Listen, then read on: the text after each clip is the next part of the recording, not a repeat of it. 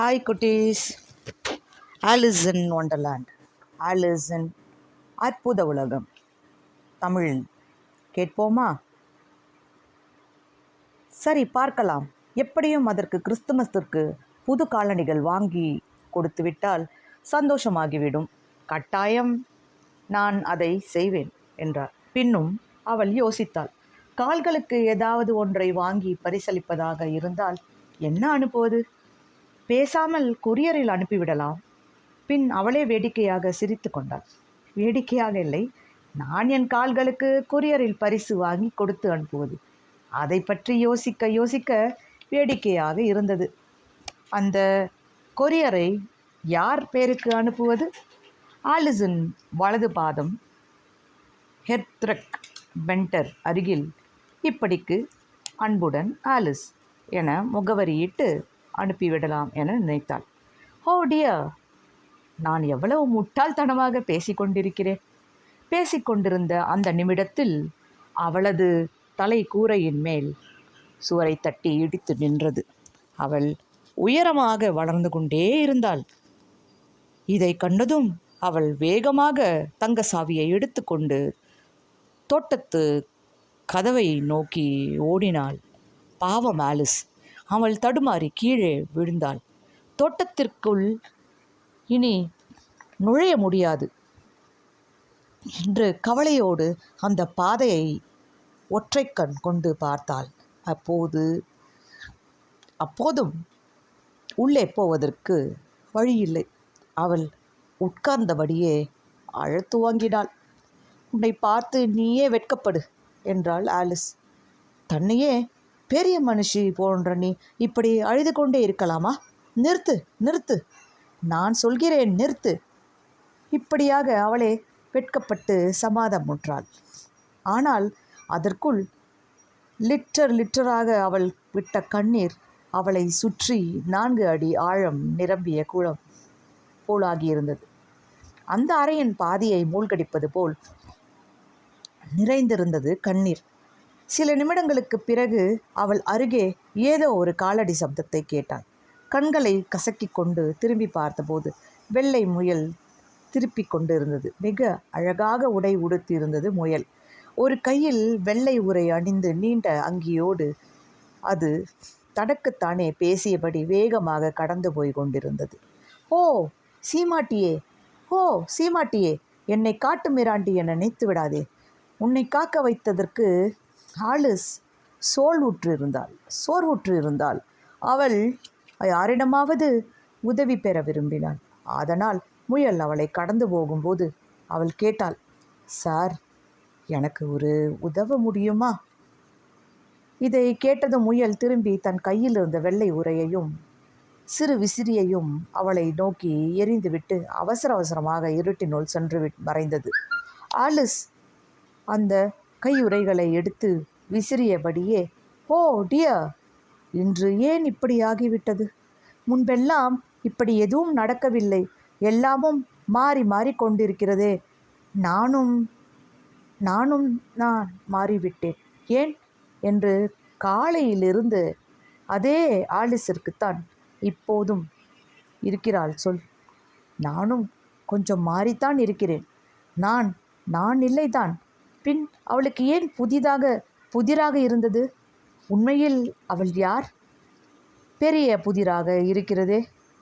அவள் வயதிருக்கும் மற்ற சிறுமிகளை விடவும் அவள் மட்டும் ஏன் இத்தனை வித்தியாசமாக இருக்கிறாள் என யோசித்தாள். நான் நிச்சயமாக ஆடா இல்லை என்றாள்.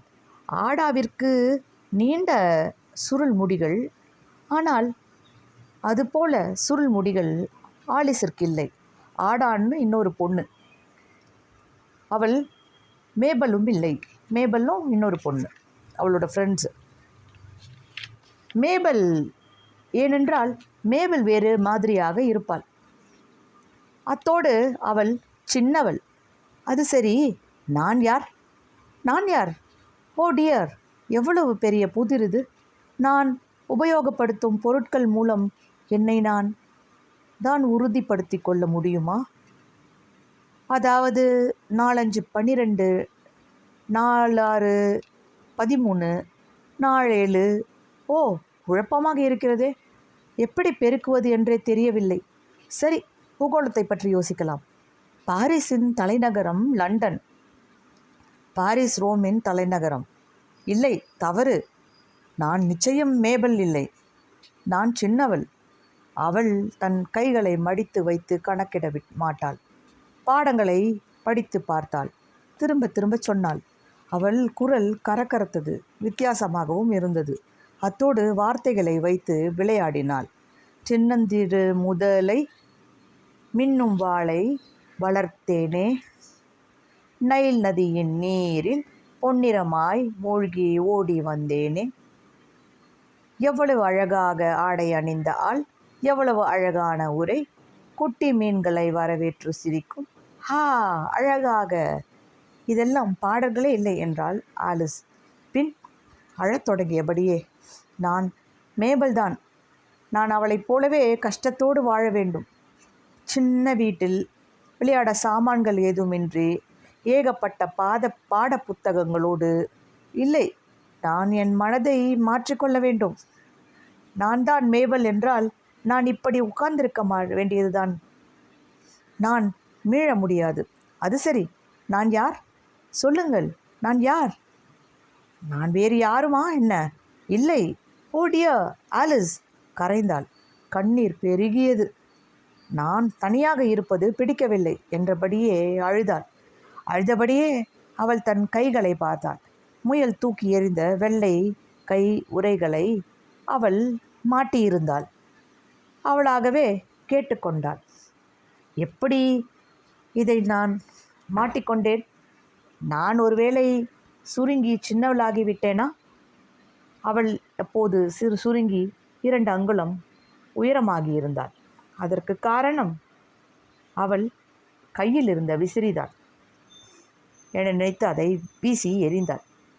இதுதான் தப்புவதற்கான சமயம் என கை உறைகளை கழற்றி எறிந்துவிட்டு வேகமாக தோட்டத்தினை நோக்கி ஓடினாள். தங்கச்சாவி கண்ணாடி மேஜையின் கீழே கிடந்தது. அதை எடுக்காமல் கதவை நோக்கி ஓடியவள் பூட்டப்பட்டிருப்பதை கண்டு மீண்டும் ஓடி வந்தாள்.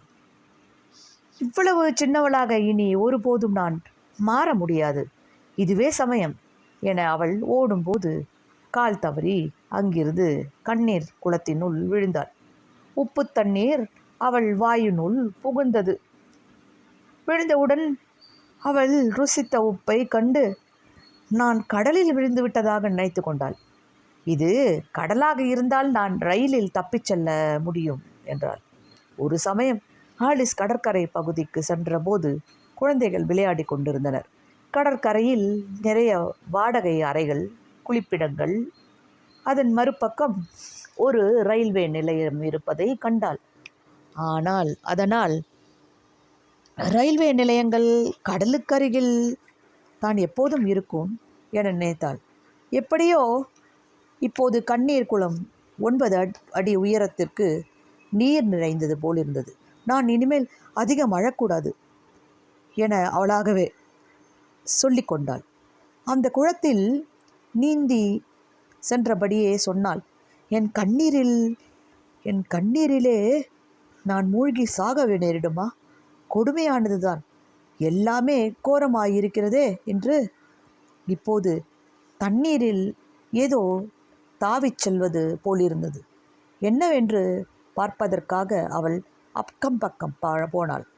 இந்த சப்தத்தை கேட்டதும் அது நீர் யானையாக இருக்கும் என முதலில் அவளுக்கு தோன்றியது. அப்போதுதான் அவளுக்கு தான் எவ்வளவு சின்னவளாகி இருக்கிறோம் என்பது புரிந்தது. பின் அவள் அதை கண்டபோது அது ஒரு சுண்டெலி என தெரிந்தது. அது அவள் முன் தாவிச் சென்றது. எலியோடு பேசுவதால் ஏதாவது பிரயோஜனம் உண்டா என யோசித்தாள். அது அவளோடு ஏதாவது பேசுமா என்பதற்காக காத்திருந்தாள். அவளே பேசலாம் என முடிவு செய்து அழைத்தாள். அவள் பேசினாளா? என்ன பேசினாள்? அடுத்த அத்தியாயத்தில் பார்க்கலாமா? பாய்.